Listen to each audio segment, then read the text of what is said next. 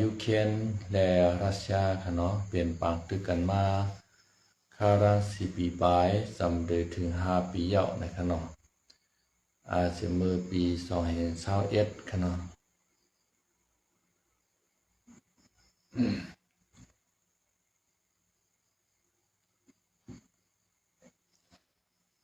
5 ปียาวค่ะเนาะ5 ปีปลายมายาวจะมือปี2021เดือนที่2วันที่24เดือนที่2ค่ะเนาะยาวก็เปิดว่ายูเครนในใครเขาในนาโตค่ะเนาะรัสเซียในซ้ำอำใครปันเข้าในแลเดยึดเอาเมืองยูเครนในค่ะเนาะรัสเซียก็ฝึกซ้อมรบในค่ะเนาะฝึกซ้อมรบก็ปองว่าฝึกพวนการศึกดีหิมแดนดินจับยูเครนค่ะเนาะก้อยกับฝึกกว่าฝึกมาได้ในฝึกโยโย่ค่ะเนาะยื้อเข้ามาในเมืองยูเครนแล้วก็คุกชิมเมืองยูเครนในค่ะเนาะอ่านเอาเมืองยูเครนในภายใน2 อาทิตย์ในค่ะเนาะ2 วงในค่ะเนาะก้อยกาจ้อมหนังปูตินยังอ่านไว้เลยมันนำเปลี่ยนมาค่ะเนาะเฮ็ดให้ปากตึกในข่าวยาวมาต่อถึงปออะไรมา5 ปีปลายเอาค่ะเนาะ5 ปีปลายในเมืองยูเครนก็กวายนำหนักค่ะเนาะบางทีก็รับค่าเป็นหน้ากองค่ะเนาะก็เปว่ายูเครนเป็นเมืองเล็กๆอ่อนค่ะเนาะเมืองเล็กๆอ่อนรัสเซียในซ้ำเป็นเมืองใหญ่ค่ะเนาะใหญ่หรือเสเปินในกัมพาค่ะเนาะก้อยกาโหนับราชาเขาในเตมีอยู่2 ปาก21 ล้านนะครับเนาะ2 ปาก21 ล้านนะครับยาก็2 ปาก21 ล้านยาก็อันเป็นยูเครนเนี่ยแต่มีอยู่ที่40 ล้านนะครับเนาะมันใหญ่เลยราชาในใหญ่เลยยูเครน4 ปุ่น5 ปุ่นก่อนนะครับเนาะยาก็ถามว่าได้ไรง่ายๆค่ะเนาะมันก็ใจไรง่ายๆค่ะเนาะก็แปลว่าเบอร์2014ในก็อันเป็นราชาค่ะเนาะมายึดเอาเมืองไครเมียกว่าค่ะเนาะเอาเอ็นเฮียซึกตั้งนำตั้งหลายเขามาในเมืองไครเมียยาวก็มือพ้องนั้นก็ยื้อกันอยู่ค่ะยื้อต่างๆมันเข่งแห้งซึกราชาอะไรนี่แหละตกกว่ามือในราชาค่ะเนาะยาวก็มือพ้องนั้นหลวงปองซิงก็นั้นในใส่มันนำป้อหาวแห้งเหมือนเซเดนสกีในค่ะเนาะใส่มันอ่อนๆค่ะเนาะใส่มันก็ติไข่เกินกับปาดังราชาพองให้ไหนค่ะเนาะก็เฮ็ดคือเมืองไครเมียในตกกว่าตีในมือของราชาจะเมื่อปี2014ค่ะเนาะเลยมาข่าวดัง12 ปีแล้วค่ะเนาะก็การเซเลนสกีได้ยอมค่ะเนาะอะไรขึ้นเมืองไคเมค่ะเนาะอะไรขึ้นเมืองไคเมต่อถึงวันเมื่อเดี๋ยวไหนเมื่อปนมาเมื่อคำว่าค่ะเนาะเมื่อคำว่าในเซเลนสกีค่ะเนาะส่งพงตรนค่ะเนาะกว่ากลางวันเมืองเลยค่ะเนาะเมื่อว่าเลยค่ะเนาะกลางวันเมืองเนี่ยพงตรนใน180 ลำในราชาเขายื้อเฮกังไหลหมดในขณะคุยกับว่ามันนำหนาอาลาขนมตะหนึ่งยื้อเฮไหลขนมมังลำก็เอากว่าพาใส่ตึกเป็นไพ่ไม้กว่ายาวก็มังลำก็แบบปล่อยใส่ห้องกันน้ำมันของยูเครนในขณะเฮ็ดคือพาปิดห้องกันน้ำมันในใหญ่ได้ใหญ่ว่าป้อเปียงเฮือนในขณะอยู่ขึ้นกันหรือภาคกลางหาวนก็ซ้ำขึ้นอยากคิดตกมาขนาดว่าตกไข่เฮือนก็เฮือนเดียวค่ะตกไข่ก้นก็เหลือสังขนาดอันนี้ค่ะยาวก็ยูเครนเขาในอย่าไปว่ามันเตอ่อนลงกว่าขนาดหนึ่งแค่นแก่นแข็งมามีแห้งมากก็เปว่าเมืองยุโรปในก็ซอยเขาตั้งนำตั้งหลายขนาดอันที่ยูเครนเลยมาอันที่ลองซอยลองแถมตั้งเมืองอเมริกานั่นค่ะนะอันยี่เลยไกลๆมอก3 ปากลัก5 ปากลักเฮง5 ปากลักเส้นในอเมริกันคำปันยูเครนยื้อค่ะเนาะโกยื้อใส่เมืองมอสโกเฮเลโกรัสเซียในใส่ลำเฮเลเอาหมักนิวเคลียร์ปล่อยใส่ค่ะเนาะในอเมริกันขึ้นในแหละอเมริกันปันใจค่ะเนาะกำในหนังหือ ยูเคนบ่ได้เฮ็ดไรหังกล้วยหลีดีงามๆนั่นน่ะยูเคนก็โครงสร้างเฮ็ดออกขนาดแล้วก็อันเป็นป้วนหมอเฮ็ดโตรนแก้แขนจังได๋ก็ลูกต่างเมืองยุโรปมาสอนบันยูเคนเขาเฮ็ดขนาดเมื่อแล้วในอันเป็นพาเมงโกอันว่าในกว่าไร2กิโลในขนาดตั้งไกลมันในขนาดอันเป็นโตรนในขนาดกว่าที่เมืองมอสโกในสบายๆไว้ขนาดเมื่อแล้วในขนาดเย้าก็อาจเป็นตรวนจะไหนไหนก็เลยว่าแก้แขนขึ้นมาเมื่อเร็วในยุคเคนเข้าไปมอเฮ็ดป้าขี่ปานาวุธในเนาะขี่ปานาวุธในหมักดูไพ่หลงนะเนาะหมักดูไพ่หลงเลยเพราะมันปรุงกว่าในกาลาเฮงลักมันนะมันไวน่ะความเร็วเหนือเสียงอันว่าน่ะความเร็วเหนือเสียง15ปูนว่ะ15มากกว่าไหนจะไหนเนาะมากกว่าไหนจะไหนมันมีขนาดเมื่อเดี๋ยวในยูเคนเขาก็เรื่องหมอเฮ็ดมาที่เขาขนาดเมื่อเดี๋ยวในตั้งเมืองฝรั่งเศสเนี่ยก็เปิ้นป้านี่พางห่างหมากกองหมากมือจึนยามเลยตั้งตรวนขนาดตั้งเครื่องบินตึกจะไหนผู้สำเร็จเปิ้นขนาดเครื่องกองลังนักจะไหนขนาด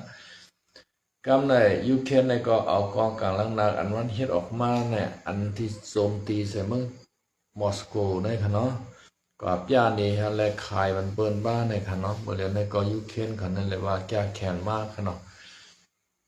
เมื่อเจ้าหนังเมื่อว่าขนาดตัวโนทรัมขนาดตั้งเซเลนสกี้ก็แย่กันดีเมืองฝรั่งเศสขนาด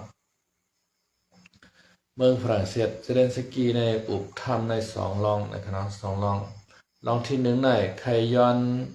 อันเฮกังตั้งกลางหาวในคำว่าอันเฮกังตั้งกลางหาวในพอรัสเซียเขาปล่อยมาหมักอันน้ำนั่นขนาดมิสไซล์อันน้ำนั่นเข้ากันใน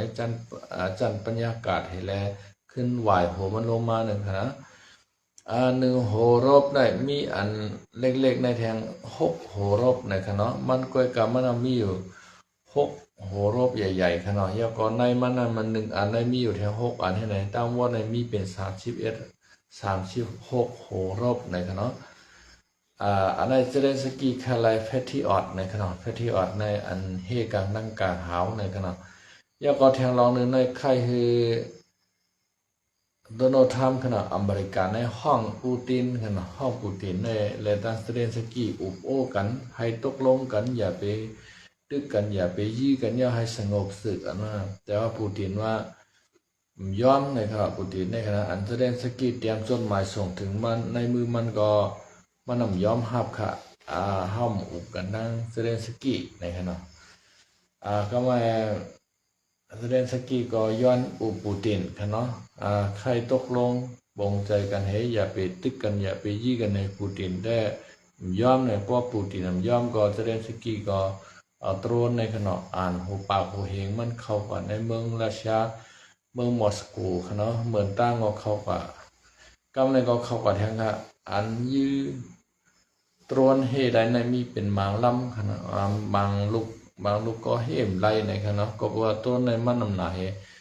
ตกใส่เฮิรนเปิ้นขณะต้นขาดตัวตายนั่นนะตกใส่เฮิรนชา30จันก็เฮิรนกวายขณะตกใส่กระไรก็นั้นกวายโฮงกันน้ำมันราชาในกวายกับหลายตีในขณะแล้วก็เมื่อในราชาในหลายสั่งน้ำมันหนองเมืองสื่อใจน้ำมันหนองเมืองในขณะเมืองคายเมก็ขาดแคลนน้ำมันเหย้าในขณะอันไหนครับการตึกกันยี่กันในมันดีในขณะมันสูญเสียทั้ง2ฝ่ายกันเนาะ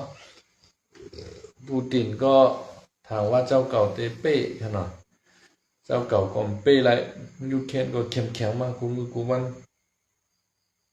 แล้วก็อันเป็น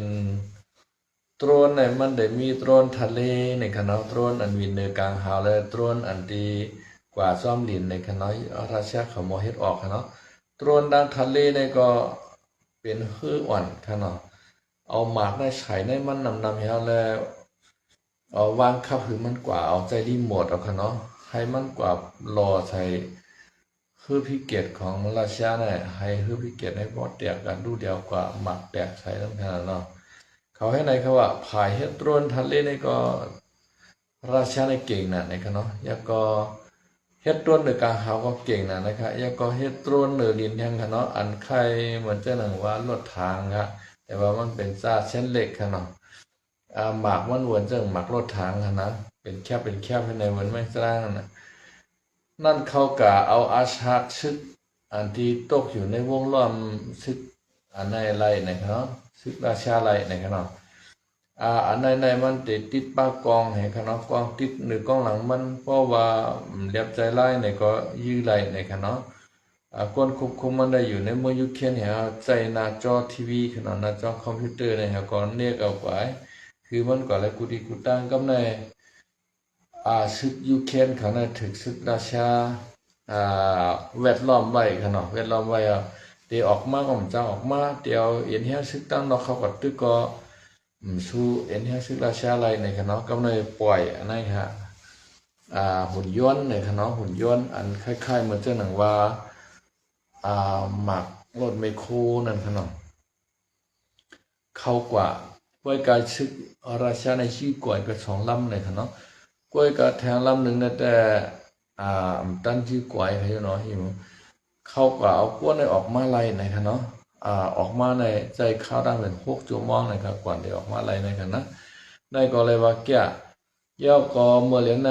ยูเคนขนาดที่ใช้ตรวนกับนั้นตรวนลาตะเวนนั่นนะตรวนไปย้ำตรวนกว่าจอมหลินขนาดอันที่มันมีหมักล่อให้ขนาดคล้ายๆเหมือนหมักรถไมโครนั่นขนาดแค่นั้นเราตรวจกว่าตั้งมือตั้งในไล่ขนาดแล้วก็เปิ้นได้อยู่ทีเดียวแล้วเอาคอมพิวเตอร์ควบคุมไว้ขนาดเปิ้นตัวตั้งน้ำมันมีสั่งเป็นสั่งไหนบอกใครมันยี่ก็หลุดเต็กเนียนก็ขนาดมันเป็นจังได๋ได้ว่าปีหยาป้วนเฮาได้ก็เขียนว่าขนาดใต้เฮาขาก็หมอเฮ็ดเครื่องบินไล่ชื่อเปกาเครื่องบินแล้วก็เฮาขาโดดเลยหมอเฮ็ดตรวนขนาดตรวนกามีกาเซ่ขนาดหมาเล็กจังเฮาขาโดดเลยหมอเฮ็ดในขนาดอันเป็นตับซึกถึงแต่คาCSS ในขนาดเหมือนจะหนังว่าตรวนจะได้อันวินในกลางเฮาก็เฮาหลุมหมอเฮ็ดอันกว่าแนะนำก็เฮาหลุมหมอเฮ็ดอันไปในดินก็เฮาหลุมหมอเฮ็ดเนี่ยเฮาจังไกวเปเปิ้นในขนาด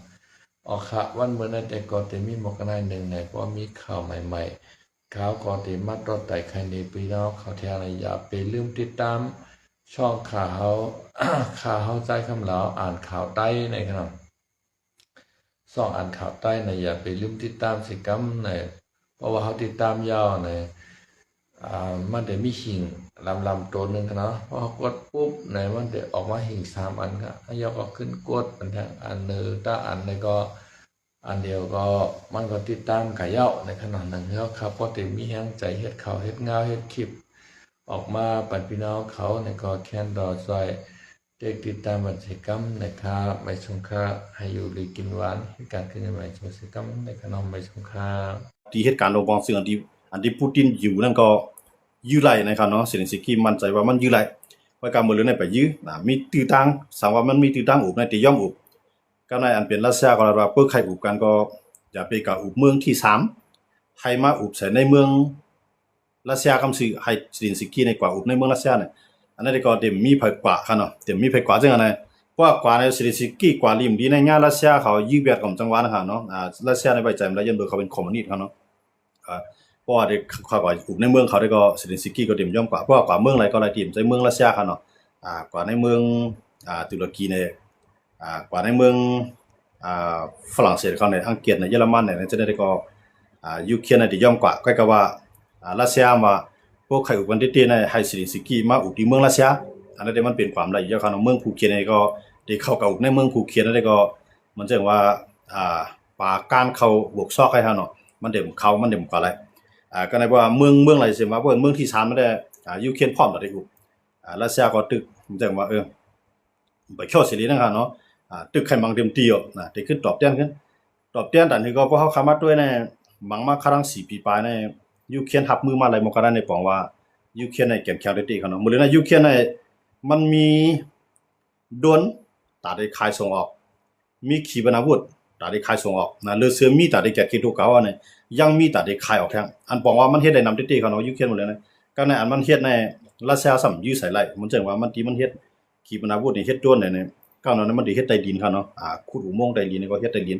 มันได้เฮ็ดให้รัสเซียเนี่ยยื้อลงถึงไรครับเนาะมื้อนี้ยูเครนเฮ็ดออกในน้ำหนักครับเนาะต่อ1เรือนต่อ1 ปีเนาะ1 ปีเนี่ยยังอ่านต่อ1 ล้านลำในครับเนาะ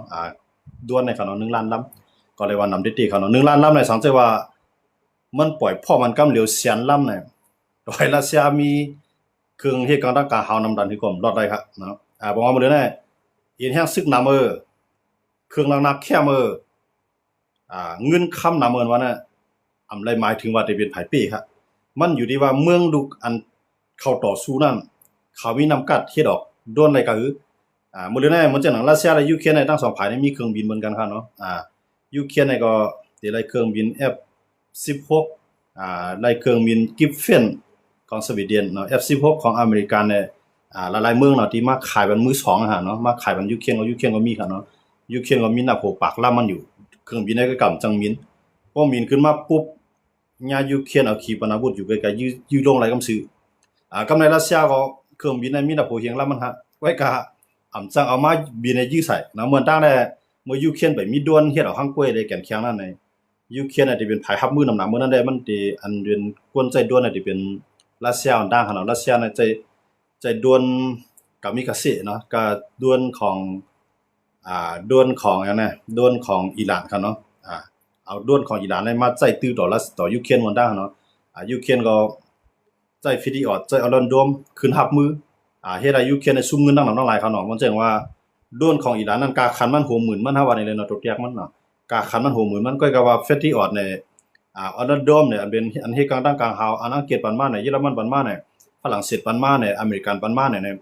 ตัวนึงลูกก็ยึกคือนึงกำเนี่ยนับเป็นโหล้านครับเนาะก้อนนึงได้เฮ็ดมากาคัน60,000ก้อนนึงซ้ำเอากาคันโหล้านต่อหลามันเนี่ยยึกขึ้นกว่าฮับมันเฮ็ดให้ซุ่มเนาะว่าก็ยืมจะไปขึ้นตัวกำตัวขันในเมืองมันแทงย้อนมายูเครนก็จังได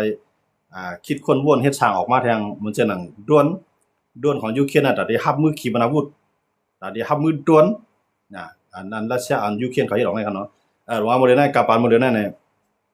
พวกมาแตกกันยูเครนในรัสเซียเนี่ยมันเหมือนจังนกหมักคือหมักเคียงอะไรนกคุ้งหมังกันแกว่ามันมาแตกกันก็มื้อละในนกหมักคือหมักเคียงในซ้ำมีไว้ก่อนนำนั่นก็ความหมายมันเขาเนาะมียุโรปมันมีอเมริกันเขาปันแฮงเหมือนจังนั้นเกาหลีใต้เขาจะได้เกี่ยวปานเขาจะได้เขาเต็มจอยด้านการซื้อกำซื้อเขาก็มีปัญหาดอกรัสเซียเขาก็ได้จอยด้านการเงินเหมือนจังนั้นเขาที่เป็นเขาอ้างว่าจอยลองอยู่ลองกินเขาก็ได้ใจลองรายในจอยเป็นเงินต่างหากเนาะจอยเป็นตัวเงินกว่าก็ยูเครนเนี่ยเอาเงินในกว่าเฮ็ดขีปนาวุธเอาก็เฮ็ดโดรนขึ้นทุบรัสเซียเนาะมื้อในรัสเซียและยูเครนเนี่ยเขาว่าตาฟันเขาเนาะเพราะยุคว่ารัสเซียมังมาจึงเมื่อไหร่เนี่ยรัสเซียก็ตามมาหูปากหูเฮียงตัวมันครับเนาะด้วนนะครับนะว่ายูเครนเอาขึ้นตามกับ 2-3 ปากตัวใน 4-5 ปากตัวเนี่ยปล่อยด้วนให้เขากับมังเนี่ยว่ายุครัสเซียมังมายูเครนก็มังกว่าเฮ็ดให้ก็ว่าก็ไม่ต่อให้รัสเซียน่ะมีแฮงซึกเป็นล้านเนาะรัสเซียน่ะแฮงซึกเป็นล้านเข้ามาในเมืองยูเครนในมา 4-5 แสนก็ครับเนาะเข้ามาในเมืองยูเครนมาต่อสู้ยูเครนน่ะ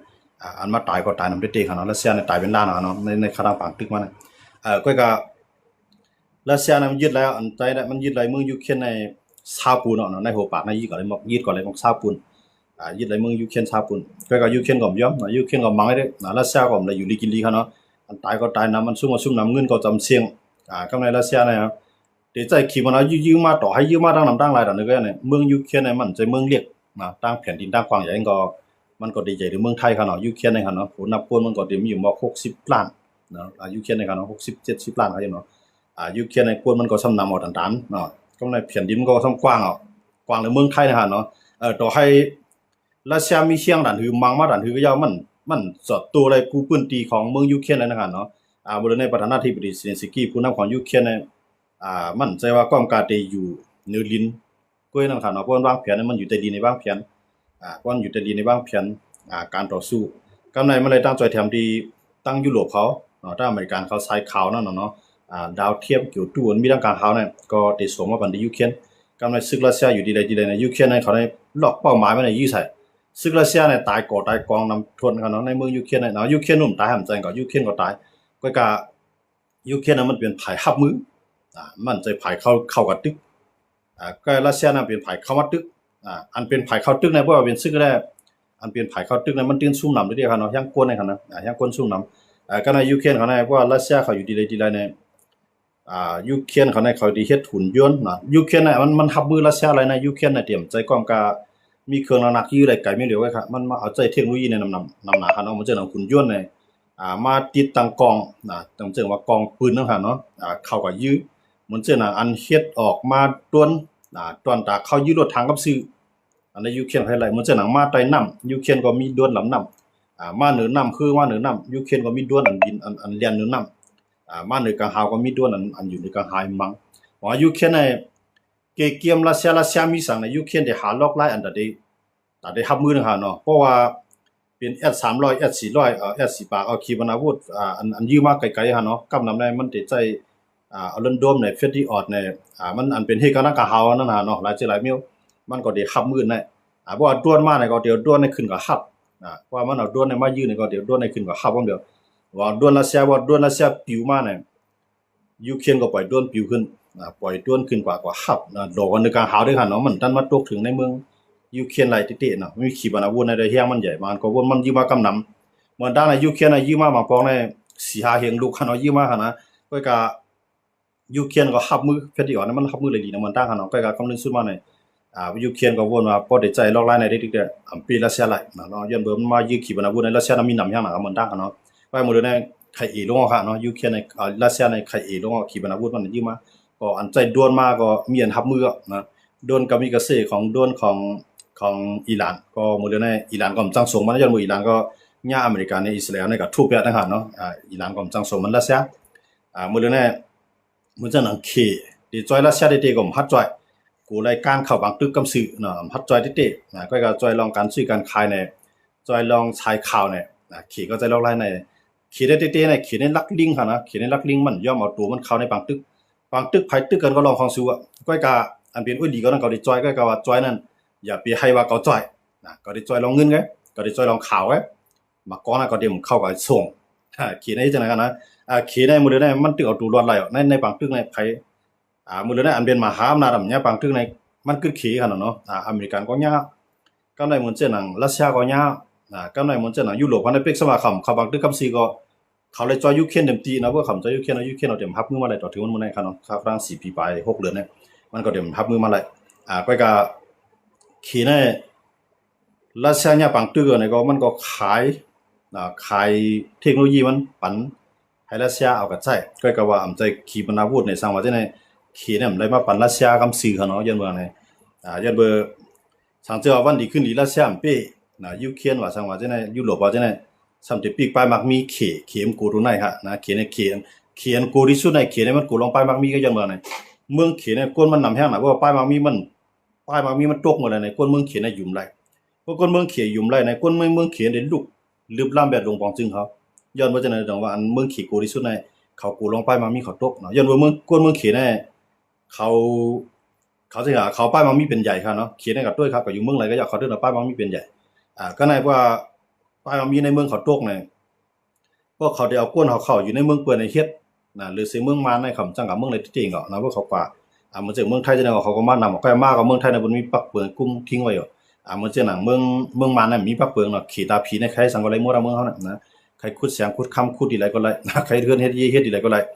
ขี้ตาผีในเมืองเฮาน่ะย้อนว่าไอ้ปอกมันยอมเฮ็ดซอกดินกูเมียวคั่นเนาะก็ให้เพราะว่าเอาตัวเข้าบางตึกกำซื้อเนี่ยขี้ได้ไปเฮ็ดคั่นเนาะเพราะว่าอเมริกันได้ไปลามมาถึงที่มันคั่นเนาะว่าอเมริกันอเมริกันได้ลามมาถึงมามังเกาหลีเหนือเนี่ยได้ก็มันได้ขี่ได้เข้าป่ะเพราะว่าไปมามังเกาหลีเหนือขี่ก็ได้วีมาเต็มเข้าบางตึกคั่นนะกำในเพราะว่าขี่เนี่ยมันก็ยึดไต้หวันอเมริกันก็ได้ไปมาเพราะว่าขี่เนี่ยก็ยึดไต้หวันหมดเลยอเมริกันเนี่ยก็ได้เข้ามาก็ไม่เกี่ยวปางก็ได้เข้ามาเนี่ยจองบ่ได้ขี่ได้มันใครซิมไต้หวันเอาฮะนะก็มันไปฮัดเขาซิมมันตัวอย่างมันหาเนาะมันจะนั่งรัสเซียน่ะเฮียงใหญ่มาก็มามังยูเครนเนี่ยเพื่อเอาเฮียงกล่องเฮียงเงินเครื่องเทคโนโลยีเนี่ยยูเครนเนี่ยเปลี่ยนไต้หวันง่ายๆเนาะยันบ่ไต้หวันเนี่ยรายตั้งจ่อยแถมดีออสเตรเลียรายตั้งจ่อยแถมดีญี่ปุ่นรายตั้งจ่อยแถมดีอังกฤษเนาะรายตั้งจ่อยแถมดียุโรปถ้าอเมริกันเขาจะเนี่ยหลายๆภายในจ่อยแถมไต้หวันในเปกซ่ามันเป็นเมืองเล็กๆเป็นกุนไต้หวันเป็นกุนนั้นกุนนึงไงก็กะเครื่องเทคโนโลยีมันได้สูงแฮงน่ะค่ะเนาะมันเลยมาที่อเมริกันน่ะก็มุจ่อยกำซื้อมันเจ๋งเกี่ยวปานเขาจะเนี่ยค่ะเนาะแล้วก็ลองเทคโนโลยีเนี่ยยันมันจะมาขี่เนี่ยมันตัวรัสเซียในอันดาได้มามังยูเครนอันเอาขยำปอดๆได้มังเนี่ยเพราะขยำปอดๆได้มังยาวในตัวที่มาจิ้มนั้นมันได้มีน้ำนะครับเนาะมันจะมื้อในรัสเซียเนี่ยได้ถอนก่อนแล้วพอถอนตัวปุ๊บก็เหมือนดังว่าซุ่มบางตึกพอซุ่มมาปุ๊บ ก็อันเป็นเจ้าเก่าเป็นมหาอำนาจนั่นก็ศิรินาตาก็รู้นะก็ในบ่ได้10ตึกกว่าแทงมีว่าได้แก่นแข่งหารัสเซียนั่นนะ1ตึกก็ได้ก็1อุ่นอ่อนได้ย้อนบ่ซั่นในยูเครนเนี่ยมันตึกเมืองเหลียวมันให้ลุกขึ้นต่อสู้ได้ใจอ่ะก็อันปันแฮงนั่นมันเป็นนาโต้30ไป2เมืองไอ้ปันแฮงไว้เครื่องลังนักเนาะเครื่องลังนักเฮียงแลนาโต้เขาซ้ำจอยเครื่องลังนักวันยูเครนหลายอเมริกันเขาจอยเครื่องลังนักวันยูเครนหลายย้อนเปื่อยมันมีข้อตกลงไว้ค่ะเนาะมันมีข้อตกลงไว้เฮียงเลยขี่เขาสัมพัดกว่าจอยรัสเซียกำซื่อล่ะหลายๆเมืองล่ะมันเหมือนจังว่าเฮียงเลยคำพัดกับจอยรัสเซียกำซื่อล่ะนะว่าจอยรัสเซียกำซื่อปุ๊บญายุโรปก็ปิกไปมังมีกำในอันขี่เฮ็ดก่อนะมันเฮ็ดก่อเมืองผ่านไงอันมันจะใหญ่ไปมังมีเนี่ยจะใหญ่ยุโรปหรืออเมริกาแต่ว่าขี่ได้เพราะว่ามันส่งเครื่องลักนักมันเข้ากับอันรัสเซียหมดเลยเนี่ยญายุโรปก็ปิกไปมังมีมันกำในญาอเมริกันครับปิกไปมังมีเนี่ยขี่ได้ได้ทุบทางหยาบตรงนั้นแต่ว่าขี่เนี่ยเอาตัวรอดไว้ก่อนจอยได้จอยเอาในฐานะได้ก่อนนะจอยอยู่นะจอยกันอยู่ก็ว่าอย่าไปให้มันคำนาคำตานะฮะเนาะกำในเฮียงในยุโรปจอยซ้ำอำเป็นสร้างล่ะยุโรปเขาจอยยูเครนอะไรนั่นเนี่ยย้อนเบอร์มันมีข้อตกลงกันไว้ว่ายูเครนมีไว้นิวเคลียร์เหียงลูกของมันดังอ่ะเนาะนี่มีนิวเคลียร์เหียงลูกกำในอังกฤษก็ไม่ใจว่ายูเครนบ่มีนิวเคลียร์นำออกกันนั่นมันป่วนอังกฤษอ่ะนะป่วนฝรั่งเศสอ่ะป่วนโอ้ยหลียุโรปหลายๆเมืองฮะเนาะกำในยุโรปเขาเนี่ยก็หันว่ายูเครนในหนังหือที่ไล่ลองงำเย็นต่อรัสเซียเตรียมเหมือนจะยุโรปก็เตรียมเลยไม่ใจอเมริกันก็เตรียมเลยไม่ใจเอานิวเคลียร์ในปันให้รัสเซียก็กับลุ่มล่าเลยรัสเซียในเป็นมหาอำนาจเอาให้รัสเซียในก็กับลุ่มล่าในรัสเซียก็รับว่าพวกปันเฮาฝั่งตึกยูเครนก็เขาเดมตึกกำในยุโรปเขาก็ที่อามาขามบันเนาะมันจะหนังยุโรปเขาเนี่ยมีข้อตกลงมันจะหนังมีอังกฤษในฝรั่งเศสนะครับเนาะอังกฤษฝรั่งเศสเยอรมันในก็ตกลงว่าพอมีไผมายื้อยูเครนเขาจะได้จ่อยอเมริกันก็ตกลงฮะเนาะในนั้นป้าทั้งขี่ทั้งค่ะอันว่าเข้าห้องบันยูเครนในพอเดมได้ไม่ทายยูเครนย้อนเบอร์ยูเครนในใครเข้าปังตึกนะใครมีปัญหาเรื่องการซึกเลย2ระย่อมานิวเคลียร์นั่นก็ปันรัสเซียยิบไว้เช่นนั้นเลยสังว่ากำในยุโรปเขาในมีคอมันแกนเนาะยุโรปเขาอเมริกันเขาในมีคอมันแกนว่าพอมีสังมาผู้เป็นสังมาต่อยูเครนเฮาได้จ่อยย้อนว่ามันมีข้อตกลงในแต่ว่ายุโรปเขาในจ่อยเต็มตีค่าเครื่องรักๆเนี่ยก็ว่าจ่อยเต็มตีสิตาก็ฮัดจ่อยอันมันคึดจั่นแห้งน่ะอันยื้อไหลไกลถึงเมืองหลวงของรัสเซียจังได๋อันยื้อเข้าถึงเลยในเมืองรัสเซียจังได๋ยุโรปความฮัดปันนะเหมือนต่างในฝรั่งเศสรัฐวาติปันอังกฤษก็รัฐวาติปันที่ยื้อไหลหมอกเขียงลักเมื่อจ้างในอังกฤษในปืนเผาค่ะเนาะที่ปืนไฟเขียวบันให้ยูเครนในยื้อเข้าถึงในเมืองรัสเซียไหลก็กำลังซื้อมาขึ้นหามขึ้นค่ะเนาะขึ้นหามขึ้นกำในอเมริกันก็รัฐว่าติปันยื้อต่อถึงเมืองโรมาสโกแล้วยื้อทำเนียบยื้อที่เหตุการณ์ประธานาธิบดีได้กับซื้ออเมริกันในมือปานจูบเดียนในยามรัฐไว้จังนั้นก็รัสเซียหลอกเขาเนาะพอยุโรปปันให้ยื้อมาถึงเมืองเฮาเมื่อไหร่เขายื้อยุโรปกับซื้อกำในรัสเซียในพอเรียกกันตั้งยุโรปเลยตั้งอเมริกันเนี่ยมันยอมเรียกย้อนว่ามันมีนิวเคลียร์มันไหลโกยุโรปนะมันมีนิวเคลียร์ย้อนเบอร์ทางไหนพอยุโรปเขาเอาปันเครื่องนักอันคึดจันมันนะเนาะยื้อไหลไกลยื้อถึงในเมืองหลวงรัสเซียอะไรเนี่ยรัสเซียเนี่ยมันมีข้อปักเปิงของมันไว้ว่าเพราะว่าเมืองรัสเซียในเรียบตกอยู่ในเพเมื่อไหร่รัสเซียได้ยื้อนิวเคลียร์อะไรมื้อนั้นเนาะเนี่ยมันมีปักเปิงในฮะก็ในพอยุโรปเขาปันปุ๊บเนี่ยพอรัสเซียบ่นว่ายุโรปเขามังเฮากำซื้อยุโรปเขาในพร้อมตัดได้เรียกเมื่อนั้นน่ะมันว่ารัสเซียก็ยอมเป็นปังตึกนิวเคลียร์ที่จังยอมเป็นปังตึกนิวเคลียร์แต่ว่ายุโรปเขาก็กูเป็นปังตึกกำซื้อเนาะเพิ่นปังตึกในเพราะในยุโรปเขา32เมืองใน32เมืองในยื้อใส่เมืองอะไรก็เยอะเพราะว่ารัสเซียยื้อใส่เขาเนาะมันจังว่ายื้อใส่เขากูเมืองย้อนเบิ่เขามีตกลงว่าพอเมืองไหลยื้อใส่เมืองเฮาเมืองไหลเสมว่าเขาเนาะผู้เขียนนั่นมายื้อใส่ในยุโรปเขาเมืองไหลเมืองนึงเหมือนต้องว่ายื้อใส่เฮาทั้ง32เมืองเนี่ยเขามีข้อตกลงตรงนั้นย้อนอะไรตรงว่ารัสเซียก็พัดยื้อใส่ย้อนว่ามันเถียงค่าน้ำหนักกันนะเนาะกำลังยุโรปก็พัดปันขีบพูดอันลูกก็ที่เมืองยูเครนยื้อเข้าถึงในเมืองรัสเซียกำซื้อนั่นยุโรปความยอมปันว่าได้ปันนั้นมันเป็นการหลอกเนาะถามว่ารัสเซียน่ะได้กูหลอกไว้รัสเซียเพิ่มขึ้นปังตึกรัสเซียก็ได้10เข้าตึกทางเฮาได้ปันยูเครนยื้อถึงเมืองรัสเซียเนี่ยรัสเซียก็หลอกไว้มีเหลียวไว้ว่าพอยุโรปปันเมื่อไหร่ก็เมื่อนั้นยุโรปเป็นวันอันหายนะนะบอกว่าเป็นวันเดือนยุโรปเขาที่ได้มีลองรู้ซุ่มหนำมันก็เข้าในปักเปิงลักเมืองของรัสเซียกันกันเนาะมันจังว่ามีนิวเคลียร์เนี่ยมันสิว่ายื้ออะไรกำซื้อกันเนาะ สิว่าก็มีก็ยื้อไหลเนี่ยมันจะมียอเสตาก็ยันเมืองรัสเซียน่ะเป็นเมืองมหาอำนาจอันหับห้องรองมันกึ้มของลุงฟ้ามีเขาหาเมืองเนาะหาเมืองใน1ในอเมริกัน2มาในรัสเซีย3มาในเขต4มาในอังกฤษ5มาในฝรั่งเศสในเขาหาเมืองเนี่ยเป็นอันกุมทิ้งไว้ลุมฟ้าเอาคานั่นค่ะเนาะปากก็13จึงเมืองเนี่ยเขาเนี่ยเป็นก้นทิ้งมันเพราะว่ารัสเซียใจนิวเคลียร์เมื่อไหร่เนี่ยบอกว่ารัสเซียน่ะเป็นก้นอันยาให้ลุงฟ้าลู่ซุมแต่ว่าในลุงฟ้ากูเมืองน่ะก็เตียนกันทุบใส่รัสเซียก็มีวันว่าติเป้ก็ได้เฮ็ดให้มันมีหลองลู่ซุมกันตาเป้มีครับไผยิงนิวเคลียร์ตั้งก็มันเป้ครับสิว่าเนี่ยเพราะมันยิงมาลูก2ลูกในเปิ้นหายมันในโหปากลูกมันเนาะบอกว่ารัสเซียหายทั้งเมืองค่ะเนาะแต่ว่ารัสเซียก็กูตรงไหนครับมันเชื่อมันใครใจค่ะเนาะหลอกลายปอกนะรัสเซียในว่าเพราะว่าปังตึกกันในพวกมันไปยาวเขาได้จะนิวเคลียร์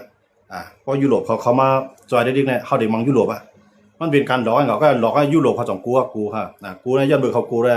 เขาจองย่อมปันให้รัสเซียในย่อมปันให้ยูเครนในเอาเครื่องหนักอันยื้อไรไกลนะครับเนาะหมอกเข็งลักน่ะยื้อถึงเมืองหลวงเพราะว่าเป็นขีปนาวุธได้ด้วนในตั้งเฮ็ดให้มันในด้วนในมันเฮ็ดให้ละเอียดว่าขีปนาวุธในมันเฮ็ดให้ละสูงย้อนมาจากนั้นเลยดองว่าคำย่อมปันขีปนาวุธอันยื้อไรไกลนะครับเนาะยื้อไรหมอก3ปากลักในเขาปันยา3ปากลักในมันป้วนในเหรียญดินยูเครนเขาเนาะมันอยู่ในเมืองยูเครนขึ้นทุบใส่ในเมืองยูเครนอันที่รัสเซียเขามายึดมากันนั่นก็ดองว่ายุโรปเขาก็พัดปันก็ในว่าเป็นบางตึกอเมริกันในอิหร่านมาในอเมริกันในโดนัลด์ทรัมป์ในห้องให้ยุโรปในเขามาจอยเกี่ยวปานก็ห้องมาเกาหลีใต้ห้องมามีไผมาจอยมาพวกมาจอยปุ๊บไหนมันเจอหนังเคก็มีข้ออ้างว่าโอ้ยดีอเมริกันเขามาจอยโอ้ยดีมันเจอหนังยุโรปเขามาจอยพวกเป็นเจอหนังรัสเซียก็ได้เขาจอยอิหร่านเคก็ได้เขาจอยอิหร่านพวกเป็นเจอหนังเย็นเป็นบางตึกลุงภาพว่ากำ3ครับจังว่าโดนัลด์ทรัมป์ในเป็นมหาอำนาจหมายนึงของกัมพาในเซตาก็ผมชื่อว่ามันได้สั่งการในกลุ่มเดียวกันเนาะห้องยุโรปของเขามาครับพวกเขามายุโรปเขาก็ฮู้ว่ารัสเซียดึงเด็กเข้าแน่นอนเพราะรัสเซียเขามาปุ๊บเนี่ยปางตึกลุงภาพโปรแกรม3เกิดขึ้นเพราะปางตึกลุงภาพโปรแกรม3เกิดขึ้นเนี่ยอันที่ปีเนี่ยมันก็มีคนที่มีอเมริกันนะครับเนาะที่เหลือนั้นมันก็ได้สู้มันจากยุโรปจะเนี่ยก็ที่ญารัสเซียในทุกนิวเคลียร์ในทุกเขาเขตจะเนี่ยก็ที่ญาเนาะเขตก็ที่ญานำเนาะเพราะมันก็ที่ได้เข้านะครับเนาะอย่างมันเป็นโอ้ยดีเขาจะเนี่ยเขาเฮาว่าพันธมิตรทางการศึกเนาะโอ้ยดีทางการศึกเนี่ยเพราะว่าโอ้ยดีอเมริกันเข้ามาเนี่ยเขาจะเนี่ยก็จังเข้ามาจ้องจังว่ายุโรปเนี่ยย่อมเข้าล่ายุโรปเนี่ยเข้าเกี่ยวปานก็เข้าเกาหลีใต้ก็เข้ามาเมืองอเมริกันห้องมานะครับเนาะกำลังชุดมาอเมริกันก็มีอิสราเอลและอเมริกันได้ยิบมือในมั้งกำลังชุดมาอเมริกันก็หันว่าโปรดิทูบอิหร่านร่วมลงกับอิสราเอลซ้ำแต่มีเชียงป่นตาวันออกกลางแต่มีเชียงป่นอเมริกันเต็มกุ้มเลยยันบ่จังนั้นปล่อยอิหร่านไว้กันจังว่าอเมริกันย่อมมาขึ้นปังตึกต่ออิหร่านด้านที่อิสราเอลเนี่ยมันใครขึ้นกับปังตึกในอิสราเอลในใครมังได้เดียวต่ออิหร่านก็ร่วมนะตั้งแต่วันออกกลางเอาให้อเมริกันในทูบอิหร่านร่วมก็กับอเมริกันในสมย่อมเอาร่วมย่อมมหาอำนาจเขาในเขาหมดใจกินก้วนนั่นหั่นเนาะเพราะว่าอิหร่านมาด้วยเลยเพราะว่าเมื่อหมู่เก่าเพราะเมื่อตกลงจอมตาวันออกกลางก็พร้อมแต่ได้มังว่าอิสราเอลพร้อมแต่ได้มังว่าพวกนั้นเมื่ออุปในก็เต็มปันตาวันออกกลางก็เต็มปันอิสราเอลมามังบ่เที่ยงอเมริกันในใจลงไล่นะครับนะแต่ว่าย่อมขึ้นตึกกันกว่าเนาะแต่ว่ายุโรปในก็เหมือนนั้นยุโรปเนี่ยพัดมังรัสเซียครับนะพัดมังรัสเซียอย่างไรพวกมังรัสเซียปุ๊บเนี่ยสังว่ารัสเซียมามังเขาตั้ง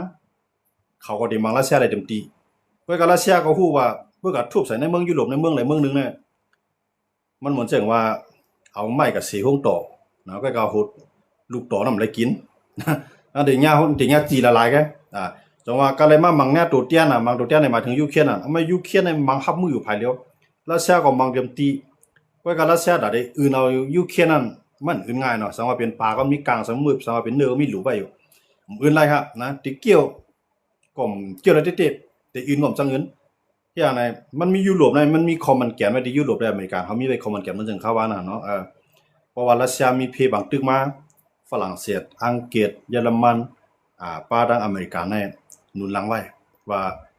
ไผมาเฮ็ดให้ดอกยูเครนยันบ่ยูเครนย่อมมาขนาดย่อมมานิวเครนในปันรัสเซียเป็นเฮียงลูกมันจึงเข้าว่าสังว่ารัสเซียในสังว่ายูเครนในย่อมปัน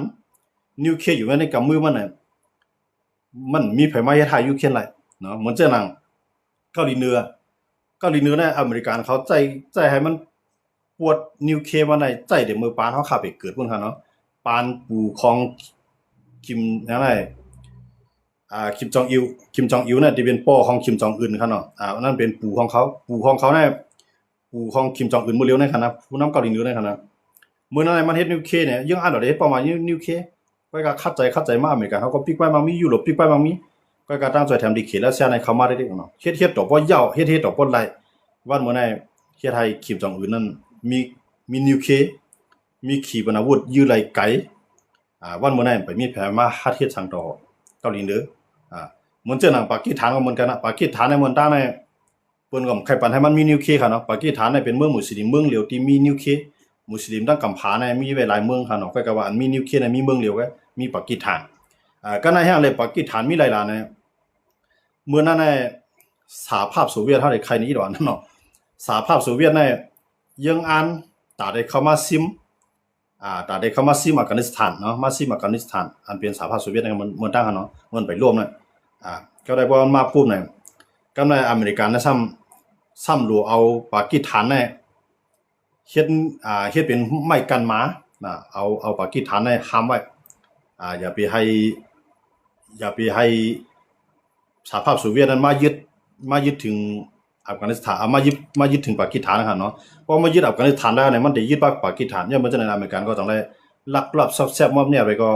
ลักปล่อยให้อันเป็นปากีสถานเนี่ยลักเฮ็ดนิวเคลียร์ครับเนาะมันตั้งในปากีสถานในเขาว่าจังเนี่ยต่อให้เมืองเฮาในไล่กินยื้อก็เฮาได้ย่อมกินยื้อเฮาได้คัดจะเฮ็ดนิวเคลียร์เมื่อนั้นในยุโรปเพิ่นได้ปิกไปมักมีค่ะเนาะก็อเมริกันนั้นลักจอยไว้ย่ำกันเนี่ยอเมริกันในหนังคือคอมมิวนิสต์นั่นเตรียมลุกลามหนังคือสหภาพโซเวียตนั่นเตรียมลุกลามมาถึงที่อันหนามันเตรียมตื้อแห่งนั้นเนี่ยต้องเอาปากีสถานขึ้นมากัน